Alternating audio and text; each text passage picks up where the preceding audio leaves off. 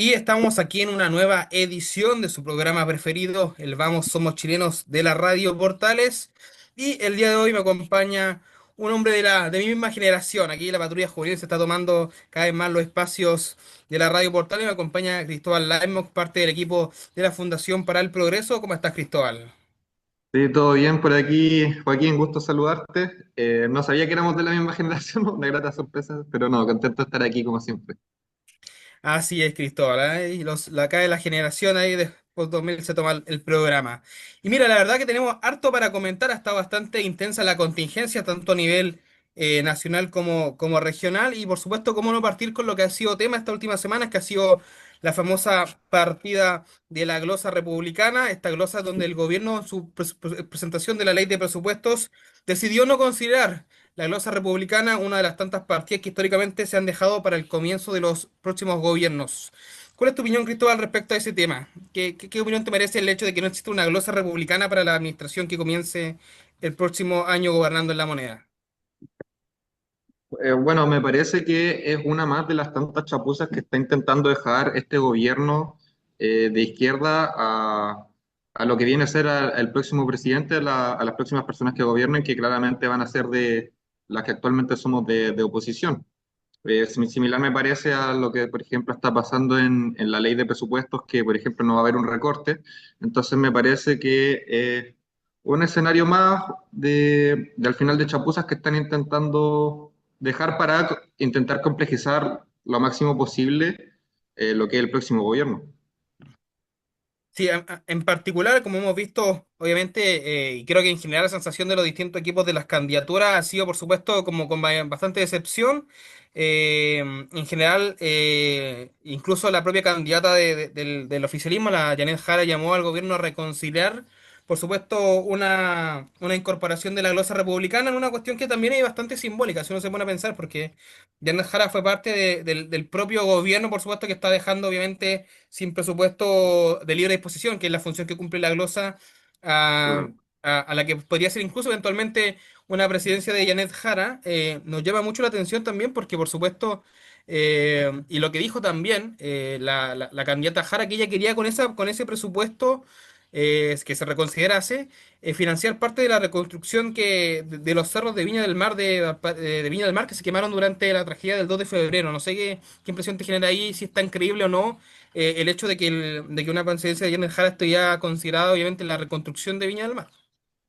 No, me parece absolutamente poco creíble, sobre todo considerando que al final los gobiernos de izquierda se caracterizan por ser gobiernos que funcionan más que nada desde lo que viene a ser el aparato estatal, desde lo que viene a ser los funcionarios públicos, las instituciones públicas, y ya vimos de que para el tema de los incendios, si no me equivoco, habían un fondo para este tipo de catástrofes que dejó Sebastián Piñera de 800 millones de dólares de fondos públicos que debieron haberse utilizado y no se utilizaron por parte de la izquierda. Entonces ahora Janet Jara, que es mucho más a la izquierda que Boric, venga a decir que ahora sí se van a ocupar bien los fondos, me parece bastante poco creíble. Yo no sé qué opinarás tú, Joaquín, de lo mismo.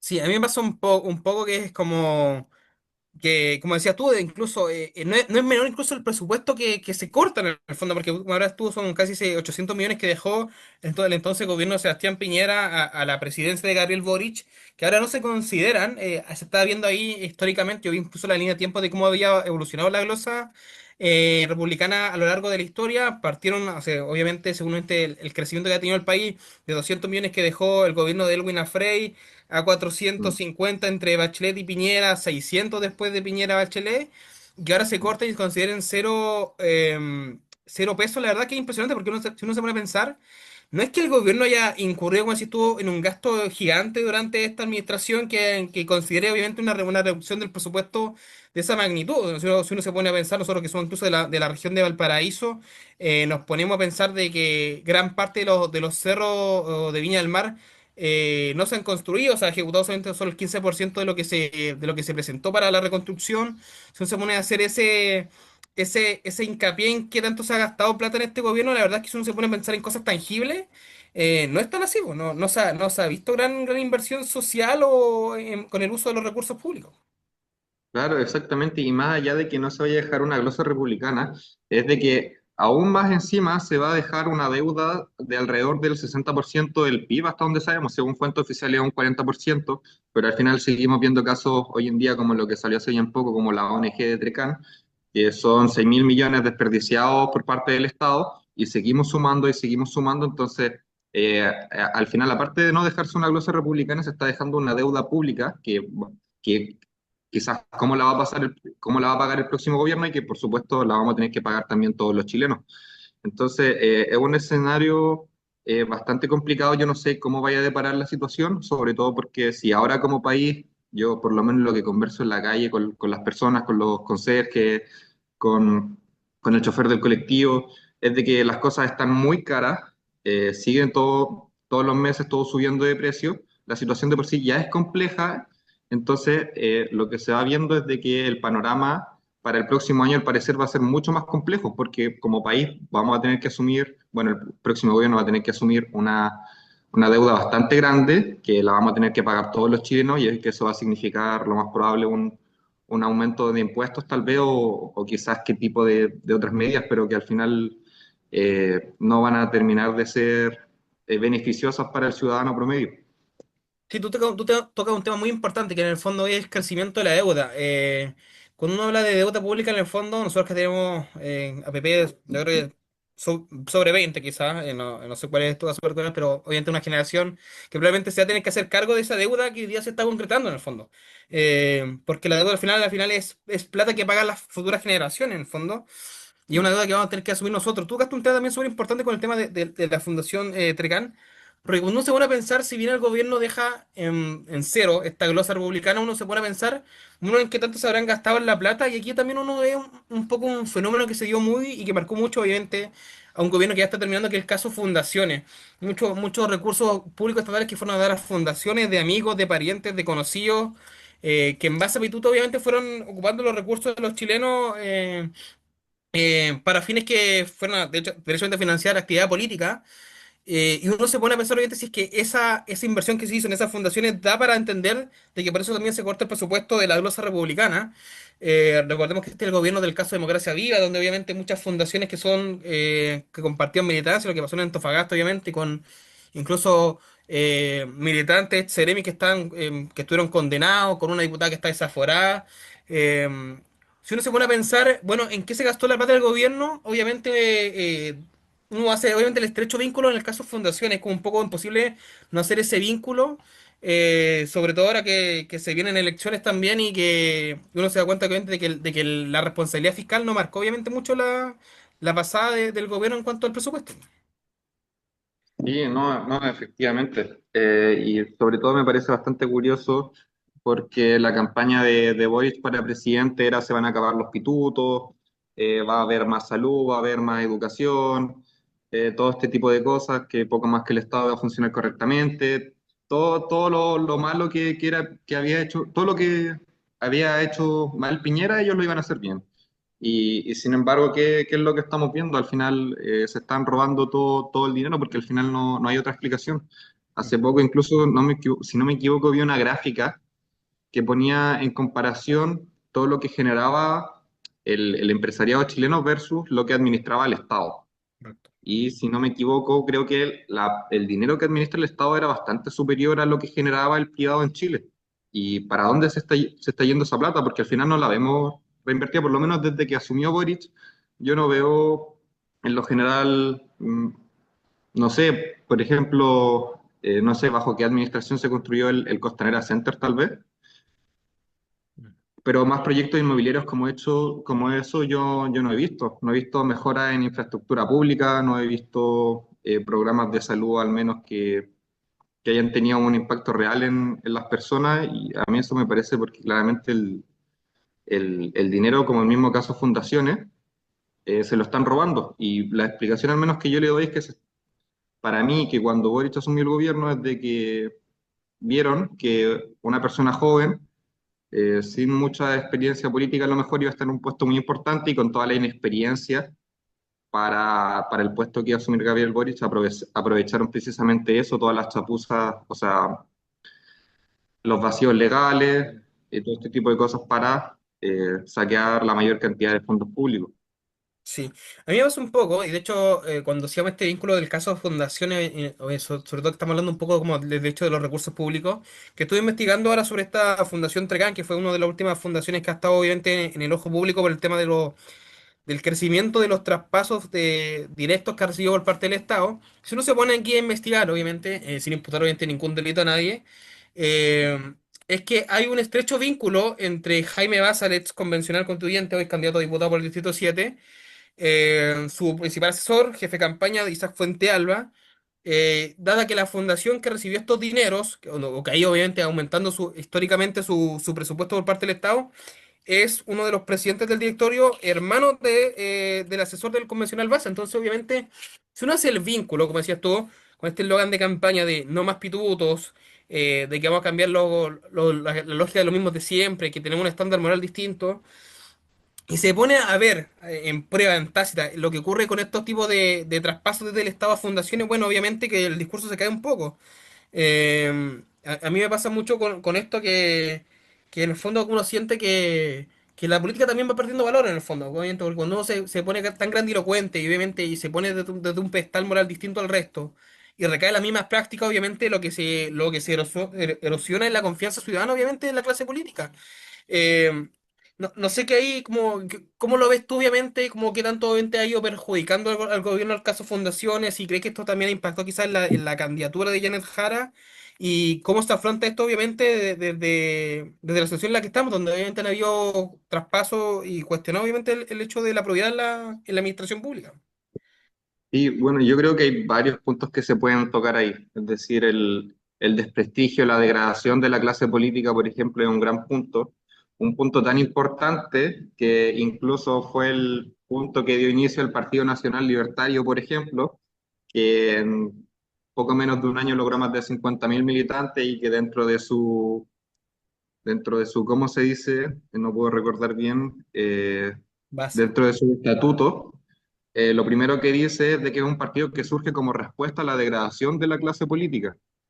¿Qué otros más puntos se pueden tocar?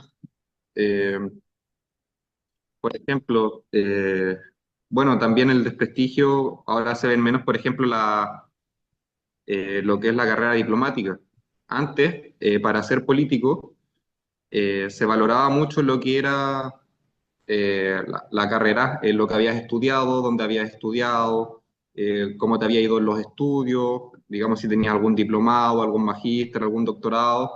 Pero sin embargo, ahora después de Gabriel Boric, como dijo que era Barchesi en su momento, como Boric pudo ser presidente, ahora cualquiera piensa que puede ser presidente. Y para mí esto mismo se extrapola ahora, incluso lo podemos ver en las parlamentarias, las candidaturas a diputado o senador. Hay muchas personas que incluso sin estudio creen que pueden estar en el Parlamento y representar correctamente a las personas sin darle importancia a toda la preparación que se requiere realmente para poder representar a la gente en lo que es la Cámara de Diputados y legislar las leyes. Entonces, ¿qué ha salido Gabriel Boric? Para mí es un claro desprestigio de la clase política. Yo no sé hasta dónde pueda llegar. Yo por eso incluso pongo, y en la fundación ponemos tanto énfasis en lo que son los jóvenes, porque desde los jóvenes es que se puede recuperar esto de recuperar lo que teníamos antes de, oigan, hay que esforzarse en los estudios, hay que tener meritocracia, hay que prepararse, porque al final de las bases parte todo, pero ¿cuáles son las bases que están ahora en el gobierno? ¿Qué es lo que da el ejemplo de Gabriel Boric? Es de que no importa si tienes título o no tienes título, igual puedes ser presidente. Eh, Al final simplemente tienes que vender el voto y ya está, pero ya vemos cómo nos resultó como país. Mm. Sí, tú mencionas un punto importante, que en el fondo que es como que los estándares para participar, más que para participar, como de la institucionalidad política, hay un poco bajando, obviamente, después de este gobierno. A mí me pasa algo parecido, porque siento que han ocurrido cosas o hechos en particular que obviamente te hacen creer que obviamente era mucho mejor, quizás la política quizás un poco más antigua, con menos partidos políticos, donde obviamente había menos discolaje, pero donde también el respeto por la institucionalidad era mucho mayor. Yo creo que obviamente este gobierno va a quedar marcado, yo creo que más que nada como por la mala acción, como por la inacción, por la falta de experiencia, por la falta Sí. en la probidad. por errores que son obviamente básicos, que uno tiende a creer que a otros tipos de presidentes o de políticos o de estadistas no le habría pasado. Pensemos en el caso de los indultos, donde también se decretaron indultos presidenciales, que indultos es básicamente un decreto a, a delincuentes. Pensemos también en que cómo se nos escapan los delincuentes de las propias cárceles también. En una serie de desprolijidades de lo que ocurrió obviamente en la reconstrucción con Valparaíso, donde nadie sabe qué pasó con la plata de la reconstrucción. Claro. Eh, si uno se pone a pensar, y no es loco la comparación que uno hace, pero obviamente eh, hubieron gobiernos que se levantaron después de un terremoto, después de incendios, y el gobierno no pudo ni siquiera con una localidad en particular ponerse a trabajar. O sea, las casas que recibieron las personas en el Mar eran casas que eran cuatro paneles que se caían a pedazos. La gente se ha llovido durante 2 inviernos. Entonces, hay una falta como de expertise, de manejo, que cuando uno hace como la radiografía de este gobierno, bueno, obviamente es mucho mayor.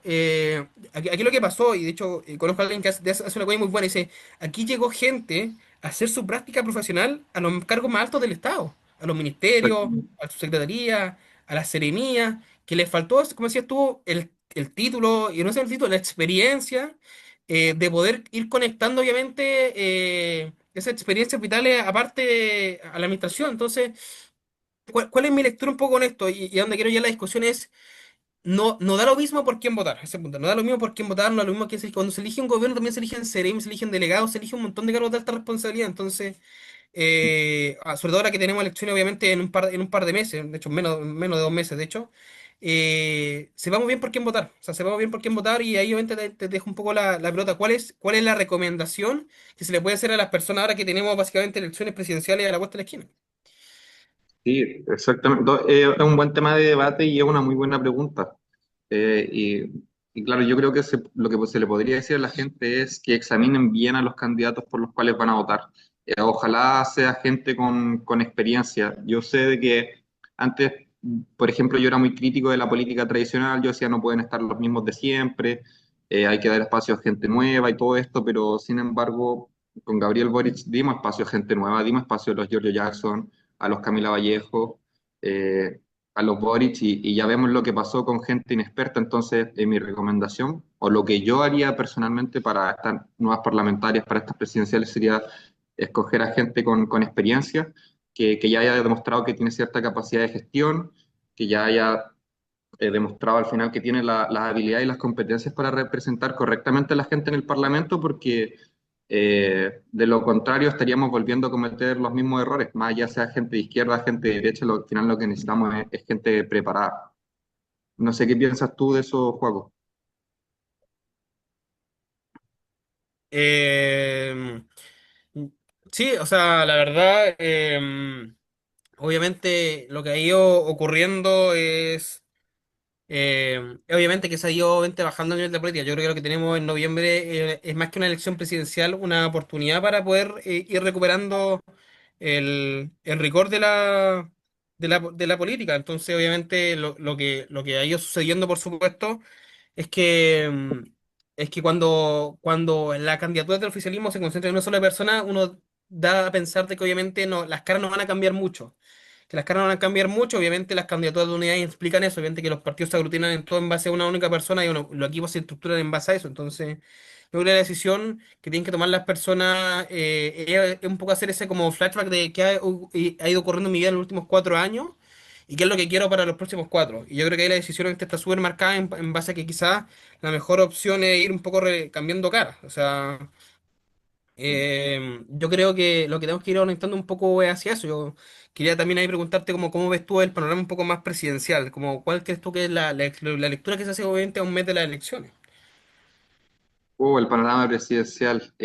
Algo bastante complicado, creo que aún hay muchas cosas que se deben definir, pero que poquito a poco en el tiempo, mientras más nos acercamos a lo que son las elecciones, se van definiendo bien claras lo que son las posturas de los candidatos. ¿Mm? Yo creo por lo menos que la posición de centro no creo que sea lo ideal para Chile en estos momentos, donde todo está muy, muy extremo, sobre todo porque, a ver, mi análisis, considerando las elecciones pasadas, es de que evidentemente en la derecha había un grave problema, que era la desconexión de la clase política de derecha con las personas, la desconexión del empresariado con las personas. Por ejemplo, antes del estallido social, las declaraciones que daban los ministros era de que quien no quisiera pagar 30 pesos más en el metro, que simplemente que se levante más temprano. Entonces, claro, uno no puede decirle eso menos siendo ministro a la persona que se levanta a las 5 de la mañana, que tiene 3 hijos, que gana el sueldo mínimo. No se le puede decir eso denota una grave desconexión con lo que son las personas, la clase media. Entonces, para mí en ese tiempo era muy necesario eh, lo que era la posición de Chile Vamos, diría yo, de efectivamente hacer acuerdos con la contraparte, con la izquierda, que era más social, para llegar a puntos medios que beneficien a todos. Pero sin embargo, ¿qué fue lo que pasó? Piñera con los famosos acuerdos, lo que hizo fue poco a poco ir dando más espacio, lo que son de la idea de la izquierda, hasta que sucedió un estallido social, sucedió Boric en la presidencia. Entonces, para mí, votar ahora por una posición de centro, como por ejemplo sería Evelyn Matei, sería volver a la posición de Piñera en su momento, que nos dejó mal. Creo que las ideas de la izquierda no, hoy en día con lo extrema que son, sobre todo ahora que tenemos a Janet Jara, que ni siquiera es como que sea del Frente Amplio del Partido Socialista, del Partido Comunista, es de un extremo. Aún con mayor razón, que no se le deberían dar tanto espacio a esta idea, sí considerarla, pero no tanto espacio como les dio Piñera. Entonces, para mí la posición de las parlamentarias, o sea, de la presidencial, creo yo, debería ser una posición más dura, de ya una derecha más, tal vez más fuerte, más consolidada. Sí, tú tocaste ahí un tema que es fundamental, que en el fondo que no solo se elige un presidente, sino también se eligen parlamentarios. Eh, Siempre, y de hecho creo que se viene un poco menos, siempre el fervor de las campañas se lo llevan un poco más los presidentes en particular, las elecciones presidenciales, porque tienen obviamente la visibilidad de los debates, de las comunicaciones, de los medios, pero, pero en la parlamentaria también se juega gran parte de los juegos. O sea, el sistema político hoy día no hace ver que en las parlamentarias está gran parte de los cambios que ocurren en el país o no. Y creo que el mensaje que uno puede dar es que las elecciones parlamentarias son incluso hasta veces más importantes que la elección presidencial, sobre todo en el contexto de ahora, ¿no? Todas las encuestas muestran que al parecer va a haber un cambio en el eje político de la conducción del gobierno, dependiente cuál de los cinco, cuatro o tres candidatos de oposición existen hoy en día. Ese cambio al parecer va a ocurrir. La encuesta dicen que toda la encuesta de todo el mundo dan a entender que eso va a ocurrir. Entonces, gran parte del juego se juega obviamente en la elección parlamentaria. En la elección parlamentaria, donde obviamente eh, cada gobierno debiese tener la mayoría para poder implementar gran parte de su programa. En general en Chile hemos tenido gobiernos con parlamentos opositores, es decir, básicamente que no tienen la mayoría parlamentaria para hacer gran parte de los cambios, más allá que obviamente también depende de los gobiernos la voluntad de poder hacer obviamente esos cambios obviamente y convencer obviamente de persuadir a los parlamentarios para que esos cambios ocurran. Pero en este caso, creo que obviamente es mucho más importante el rol que juega la parlamentaria porque va a ser obviamente el bloque que canalice gran parte de la idea de los programas de gobierno que tienen los distintos candidatos. Que por supuesto, como te decía anteriormente, se juegan obviamente gran parte del cambio que se espera que se dé obviamente en noviembre. Dicho eso, ¿cuáles son tus proyecciones en cuanto a la parlamentaria en general a nivel nacional y obviamente, por supuesto, que en la región? ¿Qué es lo que espera Cristóbal Laimon de la elección parlamentaria de noviembre de 2025?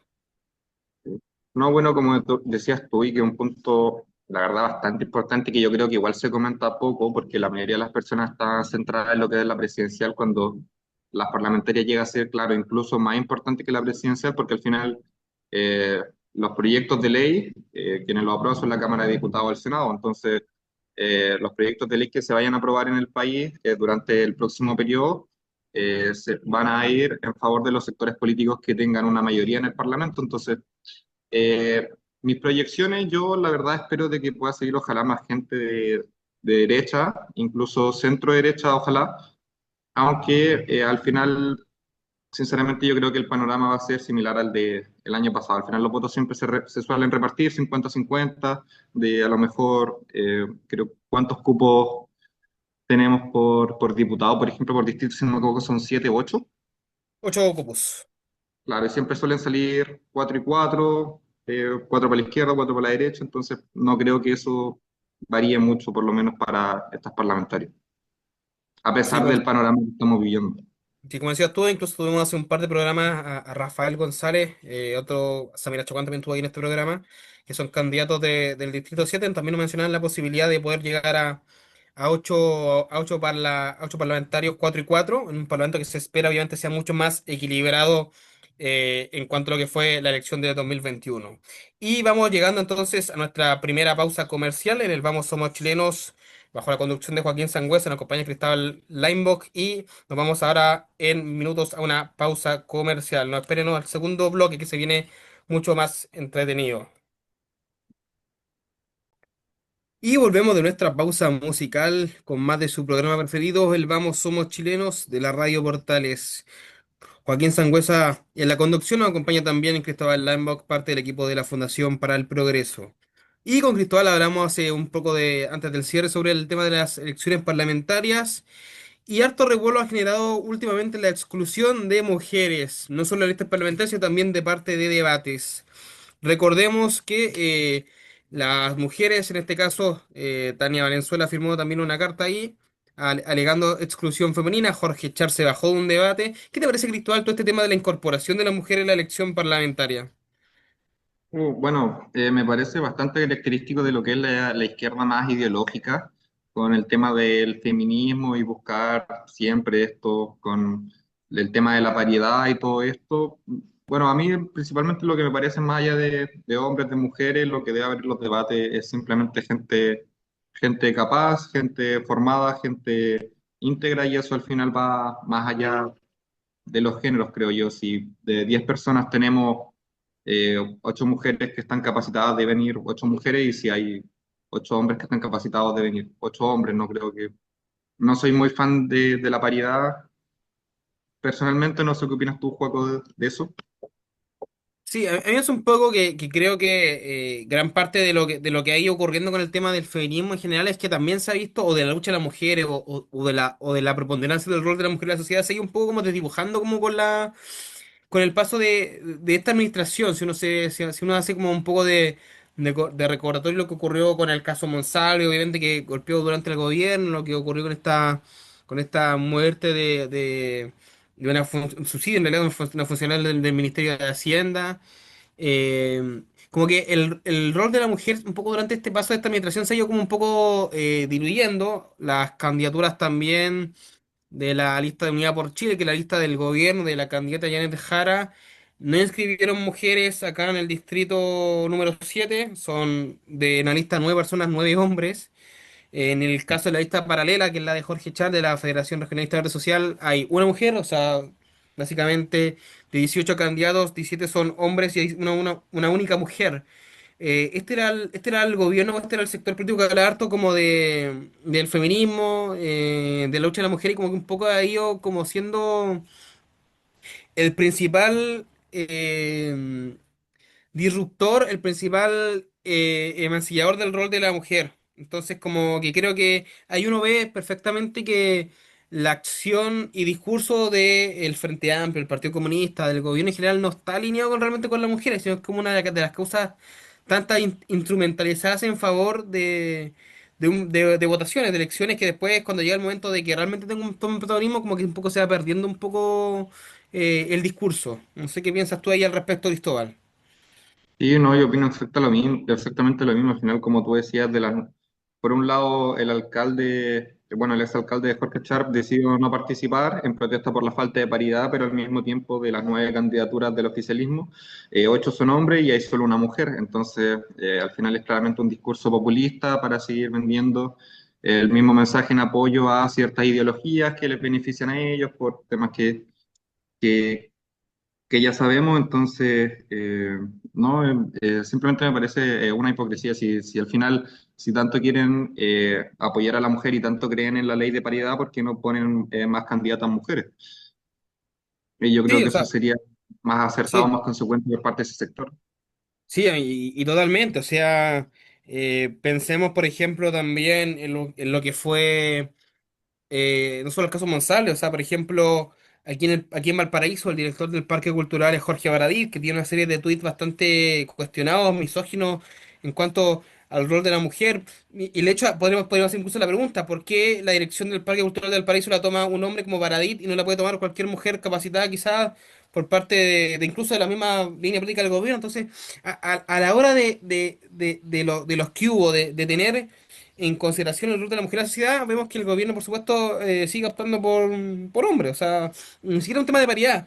Sigue básicamente ignorando y dejando a las mujeres de lado. No así, por ejemplo, que ocurre, por ejemplo, con las candidaturas de la oposición, donde, por ejemplo, hay hartas mujeres. Entonces, obviamente, uno se da cuenta ahí que el discurso, acción no está nuevamente en concordancia y obviamente uno se pone a pensar, obviamente, si efectivamente, realmente el sector político que impulsa la candidatura de Janet Jara está realmente comprometido con las mujeres. No obstante, creo que después de esta noticia, obviamente, toda la polémica que ha generado, me imagino que obviamente va a haber una reconsideración en esa materia. Y por supuesto que creo que un poco va a haber un poco tomar preponderancia el tema de la participación femenina, no solo también en las elecciones, sino también en la política más, de una forma más activa. Oye, otro tema que ha generado también debate ha sido los resultados que indicó una encuesta que hizo respecto al SLEP, donde básicamente se dio a entender de que había un 56% de estudiantes que estaban inasistiendo a clases en riesgo de inasistencia crónica. No sé cómo lo han visto ustedes desde la Fundación para el Progreso o en general, o tú, Cristóbal, que transita por parte también de Valparaíso, ¿cómo ha estado el sistema de educación pública, el SLEP, funcionando en Valparaíso? La verdad yo hace harto ya que no estoy en el colegio, entonces no sé cómo estará la situación, pero por parte de la fundación es un tema que igual para nosotros es preocupante, sobre todo porque nosotros nos enfocamos bastante en lo que es la educación para los jóvenes de entre 18 hasta los 30 años, en formarlos en distintos ámbitos intelectuales, pensamiento crítico, debate. Al final nosotros lo que buscamos es que los jóvenes se interesen por lo que es el mundo del conocimiento. Entonces, claro, que los jóvenes dentro de los colegios no tengan la intención ni el interés de participar en clase es un grave problema y yo tampoco puedo, no sé, no sabemos hasta dónde puede seguir escalando también porque, por ejemplo, ahora en el Parlamento tenemos eh, varios proyectos de ley, como por ejemplo el de este proyecto de ley para que no se ocupe el celular dentro de la sala de clase, el tema de los detectores de metales antes de ingresar a los recintos educativos. Entonces, me parece que la juventud ahora, sobre todo los que están en colegios de primero a cuarto medio, diría yo, así como hemos sufrido una degradación en la clase política, para mí también estamos sufriendo una grave degradación en lo que son los jóvenes de nuestro país y que es bastante preocupante, sobre todo pensando de que en 10 15 años van a ser estas personas quienes van a ser los profesionales dentro de nuestro país, quienes van a ser los futuros ingenieros, quienes van a ser los futuros políticos y que actualmente ni siquiera quieran ir a clase, para mí es un problema preocupante y no sé a qué lo asociarías tú, Joaco, pero yo por lo Sí, menos lo asociaría más a las raíces culturales, sobre todo lo que muchas de las cosas que promueve este gobierno. sí, a mí me pasa un poco con eso, que lo mencionaba también esta encuesta que salió del SLEP, que decían que los expertos que habían hecho este estudio habían concluido que Chile ha normalizado suspender las clases. Y voy a contar ahí una pequeña infidencia. Ahora yo tengo contacto con una persona que nos decía que transitaba en dirección hacia Playa Ancha, que nos comentaba que cuando iban pasando por la avenida Playa Ancha, donde hay muchos colegios, el colegio Luterano, el colegio La Flor de Nazar, un montón de colegios, iba pasando un funeral narco. Iba pasando un funeral narco. Nosotros, como sociedad, y creo que sobre todo con lo que ha ocurrido con el SLM Valparaíso, hemos normalizado el hecho de que las clases se interrumpen por cualquier motivo que en el cual no debiesen no ocurrir. Y uno de estos motivos también son los funerales narcos. O sea, que tenga que paralizarse un sector completo de la ciudad sin clases por la simple presencia de un funeral narco es porque en el fondo el Estado no ha estado a la altura de sostener la continuidad del sistema educativo en Chile. Y eso lo que genera, como decías tú, es básicamente un tremendo daño en la formación, que también impacta la formación profesional futura. Es decir, probablemente los futuros ingenieros de Chile, los futuros médicos, abogados, técnicos, profesionales, van a salir egresados con una menor cantidad de horas lectivas de clases que la generación que nos antecedió. Y eso principalmente porque el Estado no ha podido tener la fuerza suficiente de poder asegurar la continuidad del sistema educativo. por ejemplo, acá en la región del Paraíso, cuando llueve se suspenden las clases. O sea, o no se suspenden, la gente no va a clases cuando llueve, por ejemplo. ¿Por qué?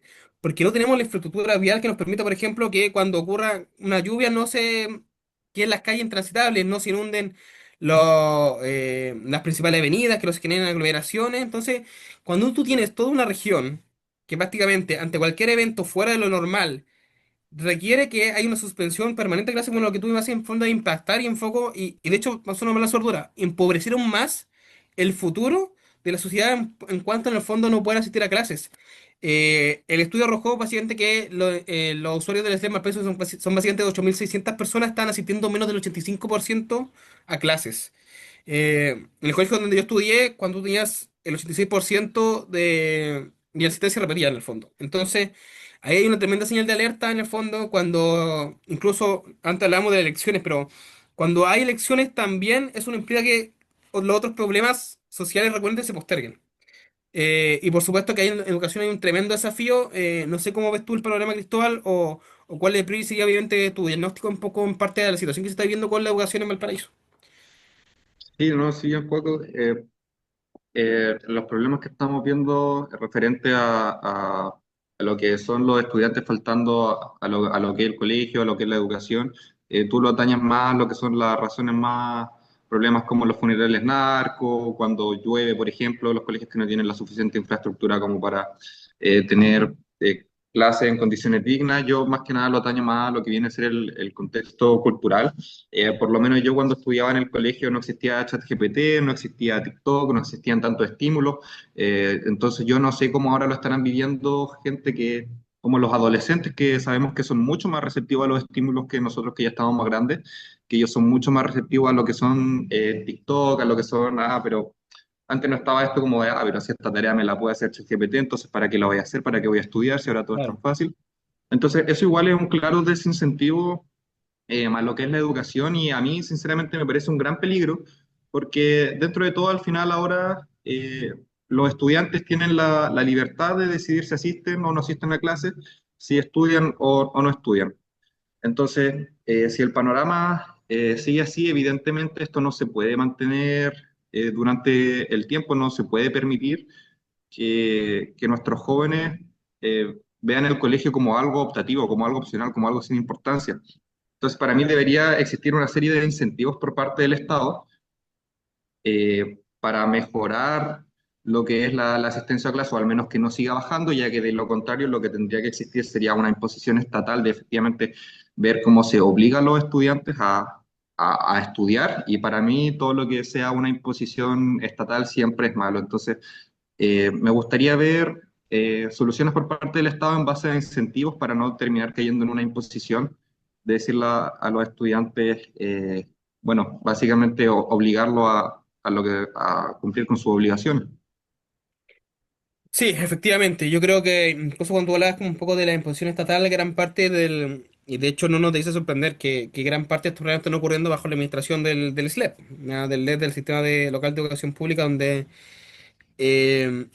incluso diría que gran parte de los problemas que debiese solucionar el SLEP se han ido ellos un poco acrecentando, porque no hemos podido tener esa autonomía, esa libertad que tenían antes los sistemas no solo municipales en general, sino también los particulares subvencionados. Gran parte de los particulares subvencionados tuvieron que convertirse en fundaciones, elevar sus costos para poder ir cumpliendo la ley de reforma educacional que se implementó, que dio origen al SLEP. Yo creo que tanto Antofagasta como Valparaíso son dos grandes muestras de por qué esta política pública no debiese continuar. Obviamente, es un Mm. sistema súper mega centralizado que está muy desconectado desde la realidad que vive el estudiante. Y yo creo que gran parte de lo que hemos visto ahí de la poca asistencia a clases porque no había una motivación efectiva para que los estudiantes vean la clase o el colegio como una alternativa social importante. Y yo eso diría que también eso, gran parte de eso también se vino a agudizar con la inserción del SLEP, porque obviamente quien controla finalmente el colegio no es quizá incluso a veces el director del colegio, sino obviamente el director regional del SLEP que está encargado en una oficina a kilómetros de distancia de donde se vive realmente la realidad educacional. Entonces, bueno, es una de las grandes cosas, y lo digo con lo que hablamos en el pasado, o sea, en el bloque pasado, que es gran parte de las cosas que debiesen cambiar, porque creo que lo que ha ocurrido con el SLEM Valparaíso es efectivamente el fracaso de una política pública que se pensó mal desde un inicio, que dio al Estado un poder extremadamente importante sobre los colegios, que dándole autonomía a los directores, a los profesionales, a quienes efectivamente son parte de la comunidad estudiantil y que viven realmente de cerca los problemas. Y no debiese sorprendernos, por supuesto, los resultados que hemos ido obteniendo a nivel educativo. Es la verdad un triste escenario para la educación en Valparaíso, pero obviamente lo que debemos esperar, y ahí también te hago también para que es tu opinión, debemos esperar que quizás esta política pública de lo que fue el SLEP, de lo que fue la tómbola, cambie pronto, cambie pronto. Sí, sí, claro, y al final yo creo que esto es el claro ejemplo de cómo al final la burocracia es algo que se implemente donde se implemente siempre va a ser malo, porque al final tenemos que recordar de que el modelo SLEP es un modelo que surge como respuesta a lo que fue la municipalización eh, de los colegios, que viene de la etapa de Pinochet, porque antes la educación a nivel nacional venía desde el Ministerio de Educación, pero como política para descentralizar la educación y que se pudieran atender mejor a las necesidades contingentes según geografía, según población, según las distintas necesidades de cada colegio, se implementó lo que fue la municipalización, que es básicamente de que los municipios comenzaron a hacerse cargo de la educación pública de sus comunas y no el Estado, no el Ministerio de Educación, pero que sin embargo, como evidentemente cada municipio debía hacerse cargo de lo que son la educación pública de sus comunas, esto generó mucha desigualdad, que es que, por ejemplo, obviamente municipios como Lo Barnechea o Las Condes iban a tener muchas más ventajas comparativas respecto a comunas como Puente Alto, por ejemplo. Entonces, aquí es donde surge el SLEP, que es el Servicio Local de Educación Pública, donde para contrarrestar un poco estas desigualdades, surge como un organismo descentralizado del Estado, dependiente de la Dirección de Educación Pública, que fue la que se encargó de gestionar varios establecimientos escolares públicos como escuelas, liceos, jardines, al mismo tiempo. Entonces, claro, evidentemente como solo un SLEP tiene que hacerse cargo de diferentes liceos, diferentes colegios, diferentes jardines, no se pueden atender las necesidades de la misma forma que se hacía cuando estábamos en periodo de municipalización. Entonces, al final todos son más trabas burocráticas, ya se ha dado cuenta hace rato que esta política pública no sirvió y yo creo que todo lo que sea más burocracia no debería existir.